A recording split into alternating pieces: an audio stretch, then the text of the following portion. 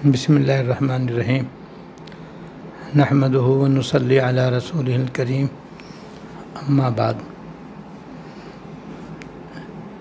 اس وقت ایک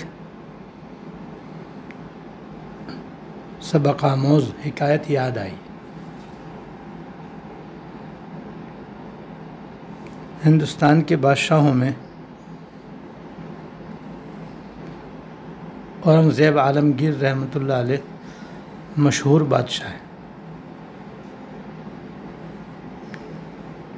جو بادشاہ ہونے کے ساتھ ساتھ بڑے ہی متقی، پرہیزگار، عبادت گزار اور شریعت کے پابند بادشاہ تھے۔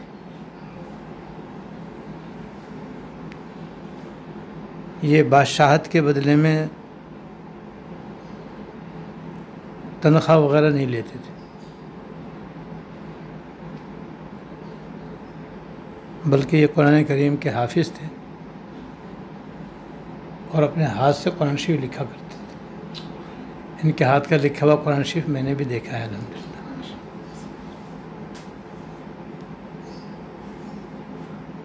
قرآن کریم کے ہدیے سے اپنا گزارا کرتے تھے۔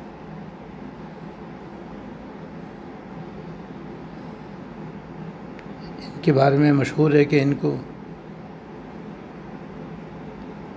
10,000 حدیثیں زبانی یاد تھیں۔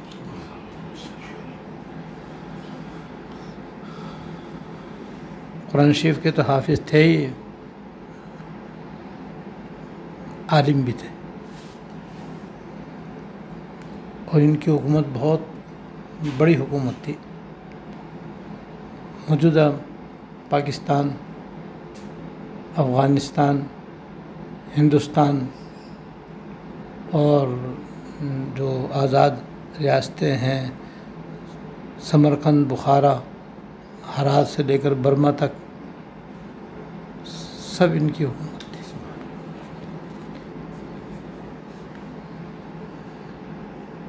اتنے بڑی سلطنت کے بادشاہ ہونے کے باوجود نہ ان کی نماز قضا ہوتی تھی، نہ تہجد فوت ہوتی تھی۔ ان کا یہ واقعہ ہے۔ ان کے استاد حضرت ملا جیون رحمۃ اللہ علیہ، جو زمانے کے بڑے متقی، پرہیزگار اور بڑے عالم و صوفی اور بزرگ تھے، یہ ان کے شاگرد ہیں۔ تو ایک مرتبہ ان کے استاد حضرت ملا جیون رحمۃ اللہ علیہ اورنگزیب عالمگیر رحمۃ اللہ علیہ سے ملنے کے لیے تشریف لائے۔ آپ نے ان کا بڑا اکرام کیا، احترام کیا، اور جب ملاقات کر کے جانے لگے تو بادشاہ نے 2 آنے ان کی خدمت میں بطور ہدیہ کے پیش کیے۔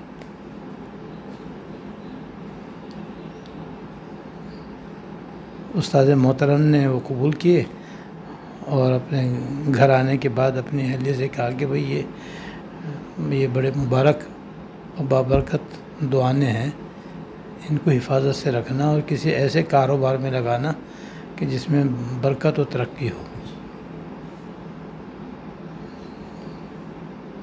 تو ان کی اہلیہ نے 2 آنے کے انڈے منگوا لیے، جو 1.5 درجن آ گئے، اور اس پر مرغی بٹھا دی۔ ہر انڈے میں سے چوزا نکل آیا، اور وہ سب بڑے ہو گئے، اور دیکھتے ہی دیکھتے سب مرغیاں ہو گئے، اور انہوں نے بھی انڈے دینے شروع کر دیے۔ ان میں اللہ پاک نے ایسی برکت ڈالی کہ انہیں بیچ کر انہوں نے بکریاں پال لی۔ پھر ان میں ایسی برکت ہوئی کہ انہیں بیچ کر گائے بیل خرید لی، اور پھر گھر میں بھینس وغیرہ بھی آ گئی، اور پھر انہیں بیچ کر اچھے خاصی جائیداد ان کی بن گئی۔ تو ہمایوں جو تھے، جو اس وقت بادشاہ نہیں تھے، ان کو بدگمانی ہوئی کہ ایسا لگتا ہے کہ یہ چونکہ اورنگزیب عالمگیر کے شاگرد ہیں، نہیں استاد ہیں، تو یہ رشوت لیتے ہوں گے، تبھی تو یہ اتنی تیزی سے بڑھتے یہ تو بڑی انہوں نے جائیدادیں بنا لی.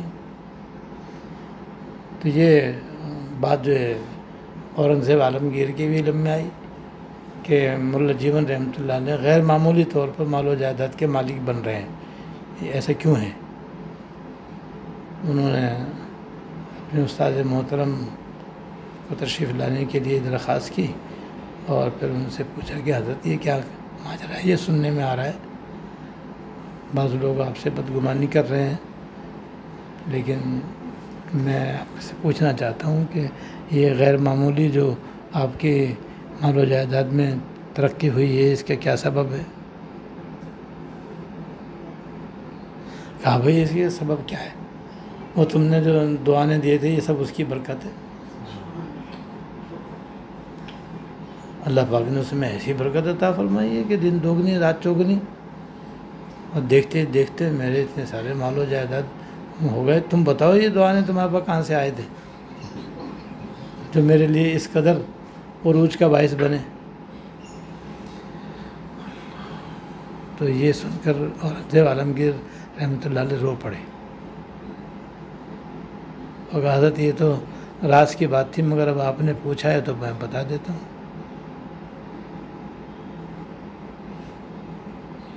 اور پھر اس نے اپنے خادم کو آواز دی، وہ آ گیا. کہا جو فلاں محلے کے اندر میرا منشی رہتا ہے، اس سے کہو کہ پچھلے 3 سال کا کھاتا لے کر کے آ جائے، میرا کھاتا لے کے آ جائے. جب وہ منشی کو بلانے گیا تو وہ بھی بیچارہ ڈر گیا، پتہ نہیں کیا بات ہے، کیا ہو گیا، کیوں 3 سال کا کھاتا منگوا رہے ہیں. تو بیچارہ ڈرتا ڈرتا آیا تو اورنگزیب عالمگیر رحمۃ اللہ علیہ نے کہا کہ نہیں گھبراؤ نہیں، پریشان نہ ہو، مجھے تم سے صرف معمولی سی بات پوچھنی ہے. اور کہا کہ فلاں فلاں تاریخ کا کھاتا کھولو اور دیکھو اس میں میں نے کیا کیا اخراجات کیے ہوئے ہیں. تو اس نے فوراً وہ کھولا اور اس کو پڑھ کے سنانا کہ آخر میں لکھا ہوا تھا کہ دعانے دیے حضرت نے. اس کے بعد پھر اورنگزیب عالمگیر رحمۃ اللہ علیہ نے منشی سے پوچھا کہ تمہیں ان دعانے دینے کا کوئی قصہ یاد ہے تو ذرا سناؤ، اسے کیا واقعہ ہے؟ تو اس نے سنایا کہ جی اس تاریخ میں دراصل رات کا وقت تھا، بارش ہو رہی تھی اور میرے گھر کی چھت ٹپک رہی تھی. میری اہلیہ مجھ پر ناراض ہو رہی تھیں کہ میں تم سے کتنی مرتبہ کہہ چکی ہوں کہ چھت صحیح کروا دو، چھت صحیح کروا دو، ورنہ بارش کا زمانہ آ رہا ہے، اندر پانی ٹپکے گا تو پریشانی ہوگی. اب دیکھو میں ان بچوں کو لے کر کہاں سوؤں، جگہ جگہ چھت میں پانی ٹپک رہا ہے، کہاں میں ان کو لے کر بیٹھوں. آپ سے اتنا نہ ہوا کہ یہ کام کروا دیتے تو آج بارش کے زمانے میں یہ پریشانی نہ ہوتی. تو کہتے ان کے جواب سے مجھے بھی پریشانی ہوئی. میں نے جلدی سے کھڑکی کھول کے باہر دیکھا تو ایک آدمی کو دیکھا کہ جو بارش سے اپنے آپ کو بچانے کے لیے کسی صاحبان کے نیچے کھڑا ہے. میں نے اس کو آواز دیا، ارے کام کرو گے؟ میں نے کہا ہاں جی کروں گا. کہا میں تمہیں کدال دے دیتا ہوں، پھاوڑا دے دیتا ہوں، تم کیا کہتے ہیں ذرا سے مٹی اٹھا کے تغاری میں ڈال کے ذرا چھت پہ ڈال دو تاکہ گھر کے اندر جو پانی بارش کا ٹپک رہا ہے وہ بند ہو جائے. میں نے ٹھیک ہے دعانے لوں گا. ہاں ٹھیک ہے. کہتے ہیں وہ میں دیکھتا رہا، نگرانی کرتا رہا. وہ 2-3 گھنٹے اس نے مٹی بھر کے چھت پہ ڈالی اور سب جگہ سے اس کی مرمت کی اور ماشاءاللہ پانی آنا ٹپکنا بند ہو گیا، بارش کا پانی اندر ٹپکنا بند ہو گیا. اس نے کہا کہ میں نے کام کر دیا، مجھے پیسے دو. میں نے کہا ابھی تو ہے نہیں میرے پاس. بھائی کل آ جانا، کل دے دوں گا. میں کل آنا ہو یا نہ ہو، تم تو جو کچھ ہے مجھے ابھی دے دو. تو میں نے ڈھونڈا ڈھانڈا تو مجھے یہ دعانے ملے، وہی میں نے اس کو دے دی، وہ چلا گیا. بس یہ ہے مجھے تو اس کا واقعہ دعانے دینے کا اس طرح سے یاد آتا ہے. کہا تھا سوچ جا، منشی کو واپس کر دیا. منشی چلا گیا. تب اس سے کہا کہ حضرت یہ آپ کے شاگرد کی خدمت ہے. اللہ یہ جو مزدور تھا یہ آپ کا شاگرد سامنے بیٹھا ہے، یہ اس نے کیا تھا، یہ اس کے دعانے مزدوری ہے اس کی. اللہ بادشاہ اتنی بڑی سلطنت کا بادشاہ، اور وہ مزدوری کر رہا ہے. کہتے ہیں مجھے اس وقت مخلوق کی خدمت کرنے میں جو مزہ آ رہا تھا وہ میں ہی جانتا ہوں. ایسے بادشاہ تھے اور ایسی حق حلال کی وہ اس کی دعانے تھے. تو کیسے اس میں اللہ تعالیٰ نے برکت عطا فرمائی. تو حقیقت یہ ہے کہ حلال اگر واقعی حلال ہے تو اس میں ایسی برکت ہے، ایسی برکت ہے، جیسے حضرت کے دعانے میں برکت آپ نے دیکھ لی، سن لی. جو ہماری روزی چونکہ حلال نہیں ہے اس لیے اس کے اندر برکت نہیں ہے، خیر نہیں ہے، راحت نہیں ہے، عافیت نہیں ہے، سکون نہیں ہے، چین نہیں ہے، راحت نہیں ہے. ورنہ برکت والے مال میں، روزی میں اللہ تعالیٰ نے ایسی برکت رکھی ہے کہ بیان سے باہر ہے. وہ یہی ہے کہ آدمی کاروبار کرے یا ملازمت کرے، اس کا حق ادا کرے اور اپنی روزی کو حلال کرنے کی پوری کوشش کرے. جھوٹ نہ بولے، دھوکہ نہ دے، کم نہ تولے، کم نہ ناپے. حلال روزی جو ہے وہ حاصل کرنا فرض بھی ہے اور باعث خیر و برکت بھی ہے. اس لیے ہمیں چاہیے کہ اس سب واقعے سے پورا سبق لیں اور اپنی روزی کو حلال کرنے کی کوشش کریں. تو حلال کا تھوڑا بھی بہت ہے اور حرام بہت بھی تھوڑا ہے. حرام میں نحوست ہے، بے برکتی ہے، طرح کی تکلیفیں ہیں، پریشانیاں ہیں. بس وہ ادھر سے آتا ہے ادھر نکل جاتا ہے. اور حلال مال موجب راحت بھی ہے، موجب سکون بھی ہے، موجب عزت بھی ہے، موجب برکت بھی ہے. آئے تو سکون کا باعث بنے. اللہ تعالی ہم سب کو حلال اور طیب روزی عطا فرمائے اور ہمیشہ حرام سے بچنے کی توفیق عطا فرمائے. واخر دعوانا الحمد للہ.